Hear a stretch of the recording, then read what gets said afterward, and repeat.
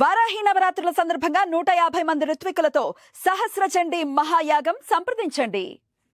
నమస్తే, welcome to Suman TV. నేను పద్మిని. ప్రస్తుతంతో పాటు ప్రముఖ ఆధ్యాత్మికవేత్త, ప్రముఖ న్యూమరాలజిస్ట్, లక్ష్మీ నరసింహస్వామి ఉపాసకురాలు శ్రీమతి స్రవంతి గారు మనతో పాటు ఉన్నారు. మాట్లాడదాం. నమస్తే అక్క.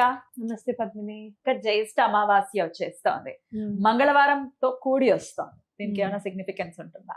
మరి ఈ మంగళవారం అమావాస్యని ఎలా వినియోగించుకోవాలి ఒకసారి మీ ద్వారా అక్క. తప్పకుండా చెప్తాను పద్మిని. భౌమ అమావాస్య అని అంటారు అనమాట. అంటే మంగళవారము అంటే భూమిపుత్రుడు భౌముడు అంటారు కుజుడిని. కాబట్టి అప్పుడు గనక మనకి అమావాస్య వస్తే గనక ఎట్లా అయితే సోమవారం అమావాస్య వస్తే సిగ్నిఫికెన్స్ ఉందో, ఆదివారం వస్తే సిగ్నిఫికెన్స్ ఉందో, అట్లానే మంగళవారం నాడు వస్తే కూడా సిగ్నిఫికెన్స్. జనరల్గా మనకి ఎటువంటి ప్రాబ్లమ్స్ ఉంటాయి, కుజుడు కూడా ఒక ప్లానెట్ కాబట్టి మన కుండలిలో ఒకవేళ సరిగ్గా ఏ ప్లేస్లో అయినా ఉన్నా మనకి మ్యాలిఫిక్ ఎఫెక్ట్స్ ఇస్తూ ఉంటాయి కనుక జనరల్గా మ్యారేజెస్ డిలే అవుతూ ఉంటాయి, లేదా ఇల్లు కట్టుకోలేకపోతూ ఉంటాము. అదే కాదు ఇంకా అంటే కనుక ఒంట్లో ప్రాబ్లమ్స్ ఉంటాయి, బ్లడ్ రిలేటెడ్ సంబంధించిన అనారోగ్యం అనేది ఉంటూ ఉంటుంది. అప్పులు అవుతాయి బాగా. చాలా హైగా ఉన్నాడు అనుకోండి, విపరీతమైన ఎనర్జెటిక్గా ఉండి విపరీతమైన కోపం ఉంటుంది. ఆ కోపం వల్ల వచ్చే మాటలతో ఇబ్బంది పడుతూ ఉంటారు అనమాట. కోపం ఉన్నప్పుడు మాట్లాడేస్తారు ఆలోచించకుండా, ఆ మాటలతో ఇబ్బంది ఉండడం జరుగుతుంది. జనరల్ గా ADHD ప్రాబ్లం ఉంటుంది, హైపర్ యాక్టివ్ ఉన్నారు పిల్లలు అంటే గనక కుజుడు వల్ల కూడా ఇబ్బంది కలగచ్చు. అట్లనే ఆటిజం ఉంది అని అంటే కూడా కుజుడు వల్ల ప్రాబ్లమ్స్ ఉన్నాయి అని చెప్తారు. అయితే మనకి ఇప్పుడు ఎలా మనం ఈ ప్రాబ్లం నుంచి ఎట్లా బయటపడాలి అని అంటే గనక మంగళవారం నాడు ఆంజనేయ స్వామిని గనక పూజిస్తే చాలా మంచిది అని మనకు అందరికీ తెలిసిందే. అలానే అమావాస్య నాడు ఆంజనేయ స్వామిని పూజిస్తే కూడా చాలా మంచిది. రెండు కలిసి వస్తున్నాయి. అందులో జ్యేష్ఠ అమావాస్య, బడా మంగళవారం అని చెప్పి మనం చాలా చేసుకొని ఉన్నాము. చాలా మంది బడా మంగళవారం చేశాము అని చెప్పి నాకు కూడా చెప్పారు, మెసేజెస్ ఇస్తున్నారు. నేను కూడా చేశాను.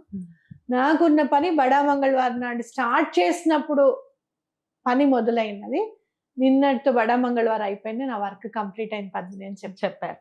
మరి అది మేము మిస్ అయ్యాము, చేయలేకపోయాం, మా పరిస్థితి ఏమిటి?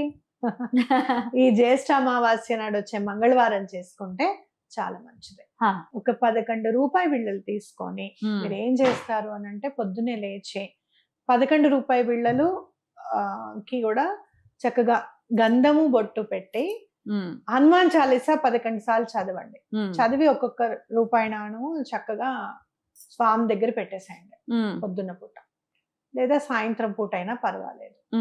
అవి మీరు తీసుకువెళ్ళి నెక్స్ట్ డే చక్కగా స్వామికి సమర్పించండి. గుడిలో వేసేయమంటారా? గుడిలో ఈ 11 సార్లు ఏదైతే మీరు సంకల్పం తీసుకుని చదువుతారో ఎటువంటి పరిస్థితుల్లోనూ ఆ సంకల్పం నెరవేరుతుంది అనేది గుర్తుపెట్టుకోండి. ఒకసారి హనుమాన్ చాలీసా చదవటం, ఒక రూపాయి అక్కడ పెట్టడం, అట్లా చేయమంటారా? అంతే. రాముల వారి పాదాల దగ్గర పెట్టి బొట్టు మనం పెడతాం కదా, గంధము కుంకుమ పెట్టి కొంచెం అక్షింతలు వేసి కొంచెం సింధూరం కూడా వేయండి చక్కగా. అలా మీకు ఏమన్నా ఈ కాయిన్స్ అనేవి మనం ఇంట్లో అట్టు పెట్టుకుంటే బాగుండు అని అంటే గనక ఒక్క 5 రూపీస్ కాయిన్ భగవంతుడి దగ్గర పెట్టి ఈ 1 రూపీ కాయిన్ చదివిన తర్వాత సింధూరం అది వేస్తారు కదా, అలానే ఆ కాయిన్ మీద కూడా అలానే వేసి ఆ 5 రూపీస్ కాయిన్ అలానే ఉంచుకొని మళ్ళీ అలానే అట్టు పెట్టుకోండి. మళ్ళీ ఎప్పటికొస్తుందో జ్యేష్ఠ అమావాస్య మంగళవారం నాడు చెప్పలేం. మంగళవారం అమావాస్య రావడమే చాలా రేరుగా వస్తుంది, జ్యేష్ఠ మాస మంగళవారం రావడం అనేది మనం చెప్పలేము. కాబట్టి ఈ పని చేసుకుంటే చాలా మంచిది. రైట్. అలాగే పితృదోషాలు ఏమన్నా ఉన్నాయి జాతకంలో అంటే కూడా అవన్నీ కూడా తొలగిపోవడానికి మంగళవారం అమావాస్య చాలా మంచిది. మీరు ఏం చేస్తారంటే వాటర్ డొనేట్ చేయడం అనేది చాలా ఇంపార్టెంట్. పితృదోషాలకి వాటర్ డొనేట్ చేయడం అంటే చాలా ఇష్టం. గొడుగులు డొనేట్ చేయడము, చెప్పులు దానం చేయడం అనేది చాలా మంచిది. చేస్తే చాలా మంచిది, చాలా ముందుకెళ్తాం లైఫ్ లో అని చెప్పుకోవచ్చు. ఒకవేళ ఆ మంగళవారం నేను మిస్ అయ్యే పరిస్థితి ఉందండి, నాకు అడ్డుంది, ఆడవాళ్ళు చేస్తున్నారు అనుకోండి, అడ్డుంది, లేకపోతే మేము వేరే చోట ఏదైనా రీజన్స్ చేయలేని పరిస్థితి ఉంటే ఇంకొక రోజు ఎప్పుడు చేయొచ్చు ఇదే? ఆ రోజు ఒక 500 రూపాయలు 100 రూపాయలు పక్కకు పెట్టుకుని ఆ డబ్బులు మీరు ఎప్పుడన్నా నెక్స్ట్ ఎప్పుడు కావాలనుకుంటే నెక్స్ట్ మంగళవారం నాడు చేసుకోండి, తప్పకుండా అవుతుంది. ఆంజనేయ స్వామి చాలా అండగా నిలబడతారు పద్మిని. అడగాలే గాని అసలు అడగకుండానే చేస్తారు స్వామి నిజంగా చెప్పాలంటే. కానీ అడిగితే మాత్రం ఇంక అసలు చాలా బాగా రిసీవ్ చేసుకుంటారు మనల్ని. మనకు అర్థమైపోతుంది స్వామి మన వెన్నంటే ఉన్నారు అని అర్థమవుతుంది. నేను ఈ బడా మంగళవారం చేసేటప్పుడు విజయవాడకి వెళ్ళడం జరిగింది. అక్కడ దాసాంజనేయ స్వామి టెంపుల్ ఉంది మాచవరంలో. అక్కడికి వెళ్ళినప్పుడు బడా మంగళవారం మానకూడదని చెప్పి నేను స్వామివారికి సింధూరం ఇచ్చాను. ఇచ్చినప్పుడు నేను చుట్టూరా ప్రదక్షిణం చేస్తుంటే నాకు ఆంజనేయ స్వామి గొంతే వినపడుతోంది. రామ్ రామ్ రామ్ అని అనుకుంటూ చాలా గంభీరంగా ఉంది గొంతు, మాట్లాడుతున్నట్టుగా అనిపిస్తుంది. ఎవరిదా ఈ గొంతు? ఏదైనా టైప్ రికార్డ్ ఏమైనా పెట్టారా ఏంటా అని అనుకుంటున్నాను. కానీ అక్కడున్న బ్రాహ్మలు ఎవరైతే స్వామికి పూజ చేస్తున్నారో ఆయన గొంతు అట్లా ఉంది. సేమ్ రామ్ అని వస్తుంది చూసామా, అలానే ఉంది ఆయన గొంతు.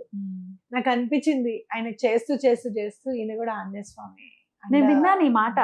ఆంజనేయ ఉపాసకులు అలా చేస్తూ చేస్తుంటే అలా మారిపోతారట, ఆంజనేయుడుగానే మారిపోతారని విన్నా నేను. గొంతు అట్లా ఉంది. ఆయనకి నేను రిక్వెస్ట్ చేశాను, ఏమండి కాస్త నాకు మీరు చిన్న హెల్ప్ చేస్తారా అంటే, చెప్పమ్మా అన్నారు. నాకు ఆయన చేతి మీద ఉన్న సింధూరం కావాలండి, కుడి భుజాన్ని తీసుకోమని. అలానే అలా చేతి వరకు ఇట్లా తీసి ఇచ్చారు. ఎంత మంచిగా అనిపించింది నాకు. మనం ఏం పరిచయస్తులం కాదు, ఏం కాదు, కొంచెం చిన్న సహాయం చేయాలండి మీరంటే, చెప్పమ్మా అని చేశారనమాట. అంటే భగవంతుడు ఎక్కడో లేడు, మనుషుల రూపంలోనే మనకి హెల్ప్ చేస్తూ ఉంటాడు అనడానికి ఇదొక ప్రతిదీ. నిష్టగా చేస్తే కనుక ఆయన తప్పకుండా వెన్నంటే ఉంటారు అనేది ఇదొక నిదర్శనం. రైట్. ఖచ్చితంగా మంగళవారం అమావాస్యను వినియోగించుకోవాల్సిందిగా ఈ సందర్భంగా మనవి చేస్తాం. అంటే మంగళవారం రోజు పూజ చేస్తాం, బుధవారం రోజు ఆ కాయిన్స్ వేసేస్తాం గుడిలో, అది గుర్తుపెట్టుకోండి. ఎవరికైనా అప్పులు ఉన్నాయి బాగా అనుకుంటే గనక రుణ విమోచన అంగారక స్తోత్రం గనక ఈ రోజు స్టార్ట్ చేసి మీరు ఒక 41 రోజులు చదువుకుంటే రుణం నుంచి విముక్తి ఎటువంటి పరిస్థితులను పొందుతారు. రైట్. అలాగే పొందాలి. ఈ రుణ బాధల నుంచి ప్రతి ఒక్కరూ కూడా విముక్తి పొంది సంతోషకరమైనటువంటి జీవితాన్ని మన వాళ్ళు పొందాలని మనస్ఫూర్తిగా కోరుకుంటూ చాలా అద్భుతంగా తెలియజేశారక్క. కృతజ్ఞతలు. నమస్తే అక్క. నమస్తే.